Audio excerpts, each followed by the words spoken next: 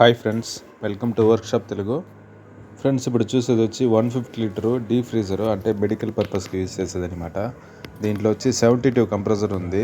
మనకు nipple pin అన్నీ తీసేస్తున్నాము. మనకు గ్యాస్ అయితే బయట రాలా, ఫిల్టర్ బాగా బ్లాక్ అయినట్టు ఉంది, అంటే జిల్లుమని ఉందన్నమాట. మనకు ఫ్లోయింగ్ లేదు, ఫుల్ గ్యాస్ అట్టే ఉంది అనమాట. సో ఇప్పుడు మనం ఏం చేయాలంటే కండెన్సర్ వచ్చి కొంచెం బాగా ఫ్రెష్ అవుట్ కొట్టేసి ఫిల్టరు చేంజ్ చేస్తున్నాము. మనకు ఫుల్ అండ్ ఫుల్ జిల్లును లైట్గా ఉందన్నమాట. అందువల్ల ఫిల్టర్ చేంజ్ చేసి నీట్గా వ్యాక్యూమ్ పెట్టేసి మనం గ్యాస్ ఛార్జింగ్ చేస్తున్నాము. ఫిల్టర్లో వచ్చి సిలిం లాగా ఏదో ఒకటి ఉన్నది, డస్ట్ లాగా ఉంది. అది కండెన్సర్ నుంచి దానికి వచ్చిందా లేదు ఫిల్టర్లోనే వచ్చిందా తెల్ల, కానీ ఫిల్టర్ అయితే బ్లాక్ అయింది. సో ఫ్రెష్ అవుట్ కొడుతున్నాం కండెన్సర్. ఫిల్టర్ చేంజ్ చేసేసి క్యాబ్లర్ మనం మార్చలేము, దీనికి ఆప్షన్ లేదన్నమాట. ఫిల్టర్ మార్చేసి వ్యాక్యూమ్ పెట్టేసి మనం గ్యాస్ ఛార్జింగ్ చేస్తున్నాము. 134 గ్యాసే.